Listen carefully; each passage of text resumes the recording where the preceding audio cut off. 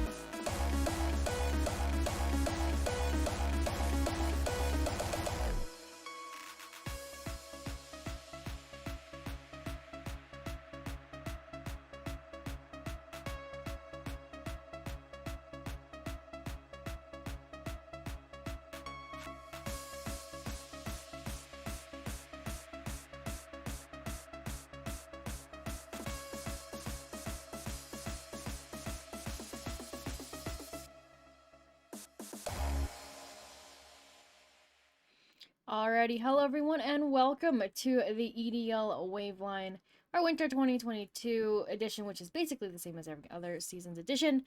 This is our losers round two. Today, I am joined by the one and only Clutch. Unfortunately, is not going to be on the cast tonight, but he's still sick. But the guy decided to be a homie and showed up on the Waveline. Kobe Matthews, the other caster for EDL, will not be showing up tonight either. But he was nice enough to give me his predictions for tonight. So with that, Clutch, you are still sick as you said before.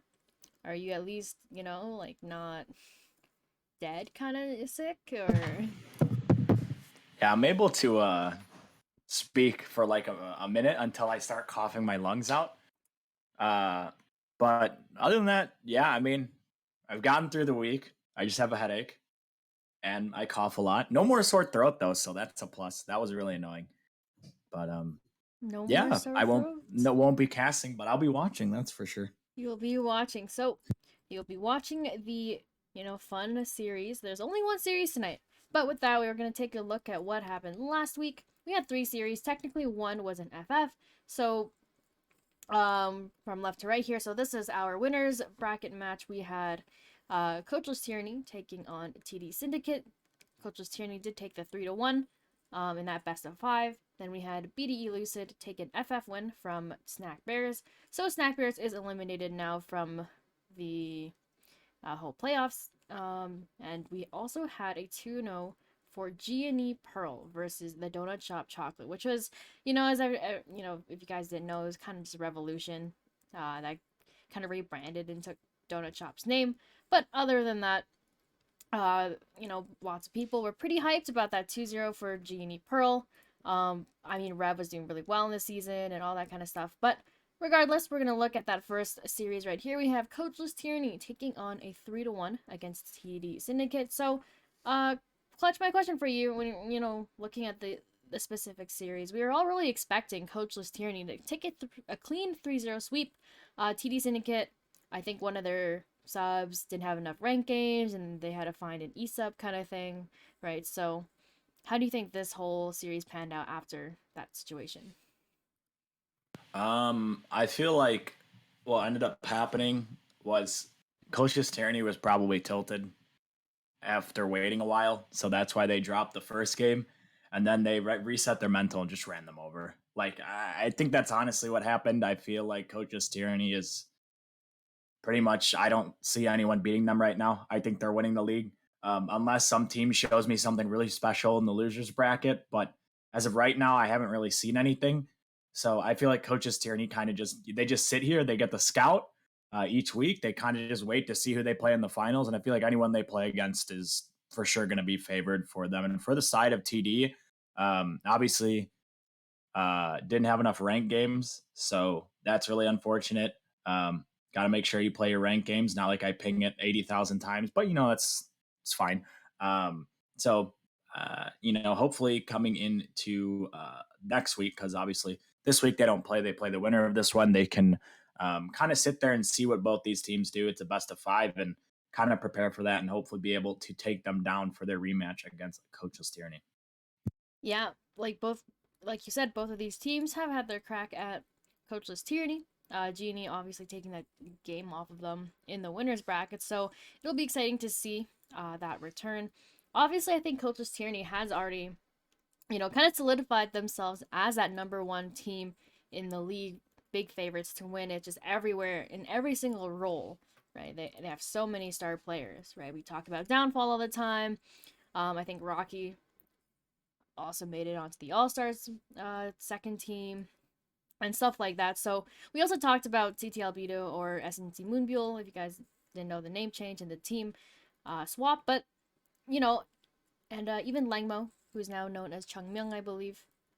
Just overall, a really stacked roster, in my opinion, where CT Albedo really started to fit in with the roster, like almost seamlessly, right? Where against TD Syndicate, you're going against the superstar bot lane, Agent C6, and whoever was supporting or like e-subbing in that night. But regardless, I think Agent C6 was one of those star ADC players we saw from the very beginning of the league, where like talent wise, really, really caught our eye.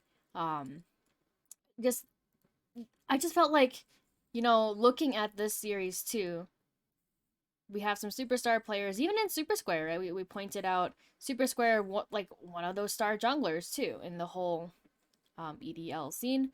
But regardless, I think Coachless Tyranny just has that team coordination. They know how to play around their solo lanes, around just letting everyone do their own thing. And I think the team coordination, just time and time again, has been so consistent from Coachless Tyranny. So it's just really well deserved, honestly, in their number one spot right now. And, have already locked themselves in the playoffs. TD Syndicate fell to the losers bracket. We'll be playing against the winner of BDE Lucid and Genie Pearl tonight. But with that, we're kind of going at like an accelerated pace. So yeah, this is a 2-0 for BDE. Like, there's not much to say on this one. Snack Bear was like, hey, we FF. Okay. 2-0. Nice. With the stream match of the series, honestly, it was, well, I wouldn't say it was surprising by any means. I think a lot of people were really on about Genie Pearl. Like, they've scaled IRL guys, I think it's kind of this underdog story where Genie really started, at the bottom of everyone's tier lists of, oh yeah, Genie, they're all these new kids. Especially after seeing how they performed in the first couple of weeks, we were all just kind of like, no, no, no, like Genie Pearl really is a team that it really shows, right, that they were new to the competitive scene. They were new as a team. They were just new to the entire environment. But as the weeks have gone on, I think I heard from Wingman, Donut Shop Chocolate support, talked about wow, how wowed he was, just how different G&E was, especially in the first couple of weeks to where they are now. So Clutch, G&E Pearl, right, going into the next week, right? How do you think they're feeling, especially after taking that clean 2-0 against Donut Shop? Yeah, I feel like Genie Pearl, they don't really have anything to lose at this point. They've already really exceeded expectations of what people really had them set at. So at this point, I mean, teams that don't have any, these heavy expectations on them, maybe like Coaches Tyranny, like TD Syndicate, like BDE, where I mean, obviously you want to win it all. Like you literally have a roster that can win it all, and anything less of winning the championship is seen as a failure. So I mean, obviously G&E doesn't have this. They don't have that weight on their shoulders where it's like, all right, guys, each week we just come in, we play, if we lose, we lose. If we win, we win. I mean, we're just all trying to get better as a team. I'm sure, obviously, they want to win. Every team wants to win, but it's not like do or die where if they don't win, it's like they're all gone. They they've done a great job this season. They've all progressed very, very well. I'm sure the coaching staff and management for the team is very, very happy because a lot of these players have really excelled. And I mean, they found themselves top four. And I don't think a lot of teams really, or a lot of people had this team rated top four. So I think coming in, they're going to be oozing with confidence and they're going to leave it all on the Rift against BDE today. Yeah, and like you were saying too, G&E Pearl and their coaching staff and everyone else and all their supporters, I think we all saw that both of those games, right? We've talked about Spanx and his Kaisa every single time. Like, oh, we're like, don't give this guy Kaisa. Like, this guy's champion is just, whenever he logs into that champion, he's just better, right? But both games, Genie opted to give Spanx his Kaisa, so they first rounded in both games. And I would just say that, it was an okay performance from Spanx, but it became a point where Genie Pearl just knew at every step of the way how to just kind of play better, right? So I know Wingman talked up Chicky Pie for a long time. He was telling me, he was like, yeah, I really have faith in him. I think he's really good. And you know, even just looking at that second game where Chicky Pie was playing Cho'Gath, dude was a monster on that chat. I mean, like literally, like he had I don't know how many stacks he had at the end of the game, but dude was big. He was a big void monster.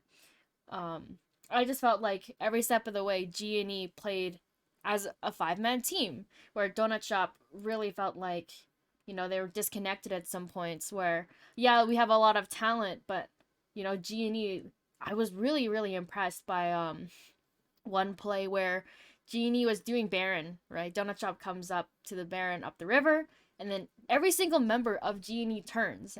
to take that fight, right? Like it's really rare you see a lot of coordination when a play is obviously communicated like that, saying, "Okay, if they come to the Baron, we're going to turn." Right? It's a simple sentence, but executing on it and seeing a team, especially in the silver gold elo, you see G and E Pearl have that communication and that team coordination really shows to me that they've practiced, they are playing as a team, and I think that's also what's helped them improve so much across the season and what's brought them so far. So with that, we're just gonna look at how our playoff bracket has played out. So, like we mentioned before, Coachless Tyranny took that 3-1 against TD Syndicate. TD Syndicate dropping into the losers bracket here, taking on the winner of tonight's match, which is BDE and G&E Pearl. So, obviously, we have the other two matches on the left side of the losers bracket here. We have BDE in that 2-0, G&E in there 2-0, right? So, Snack Bears and Donut Shop Chocolate have both dropped out of playoffs. And yeah, so now we're watching this best of 5 tonight between BDE Lucid, G&E Pearl. Both of them, they're on the brink of elimination. We've talked about how time and time again, right? Like these are both really good teams, but one of them's going home tonight. And with that, next week they have to go against TD Syndicate, right? Then you're fighting for that final spot against Coachless Tyranny, who has clinched it in there. And this is EDL playoffs. Okay, I set this on gold because my brain is small sometimes, a lot of the time. So Coachless Tyranny, I believe we have two seeds for Silver Worlds. Coachless Tyranny has already secured themselves a spot at Silver Worlds, being in the finals already, right? So, BDE and G&E, their world's dream still lives on, right? So, but this is the crucial match where this is a must-win series if you want even the chance to keep going. So with that, we're going to take a look at the predictions for this series. We have BDE Lucid, G&E Pearl. Clutch, you said a 3-2 for G&E. Yeah, I think both these teams are pretty close in skill. I feel like a lot of these teams, especially, I feel like BDE and Genie actually have a ton of raw talent and firepower on their roster. And I feel like both these rosters, like, literally are played the same way. Um, Both of them have pretty solid mids. Now, their jungler, who usually is playing, won't be here, so it'll be Swag. Swag is decent. I know Seth is a very good jungler. For top lane, both these tops play weak side. They're not really the huge focus point of the team. Both bot lanes are exceptionally talented. Like, both these teams on paper seem exactly the same to me. And it's really hard to pick, at least for me, who's going to win, because I feel like it's 50-50. It could go either way. Now, the reason why I said G&E is because I feel like this team, they've really turned it on in the playoffs. And I feel like at the end of the day, this team is just going to ride the momentum to a 3-2 win. However, I think this series is super, super close. And I think these two teams are exceptionally talented, and it's going to be a banger series. Yeah, honestly, I was really in between a 3-1, 3-2 for Genie. I think a lot of it comes down to the fact that BDE has made some roster changes. I don't know how often they've scrimmed. I don't know what the team dynamic is, obviously, because I'm not on the team. But, when it comes down to it, I think Genie, I'm just a really big fan of the Genie Pearl storyline. It's like one of those coming of age stories. They've really come out of their shells. They've really grown as a team, as a 5-man squad. So the fact that Genie Pearl has been performing at the level they have been in the playoffs, I really don't expect less from them as a team. And each individual player I've seen just over and over again, so much talent, so much, like you said, Clutch, so much raw talent on both of these teams. But at the end of the day, it's a 5v5 game. Comes down to how do you draft, how do you execute that draft, right? Talent obviously matters, but there are so many other factors that come into play, especially in this kind of environment. So, Kobe also said a 3-1 for Genie. I have no idea why he said that. That's just what he told me. And then this morning he was like, I'm feeling really sick. I cannot come. And I'm like, okay, well, rest well, man. But other than that, Clutch, I think looking at these two teams, one of them has to go home tonight, right? And after this series, this isn't an elimination round. So, I think, what do you have to say to, both of these teams for even coming this far in the playoffs? It's been a long season. It's definitely been longer than I would have liked because of April Fools and comp rulings. We had to push it back even longer. Um, but top four is pretty impressive. Like there were a lot of good teams in this league, especially EDL on the top of the table. I feel like anyone can beat anyone except Coach's Tyranny.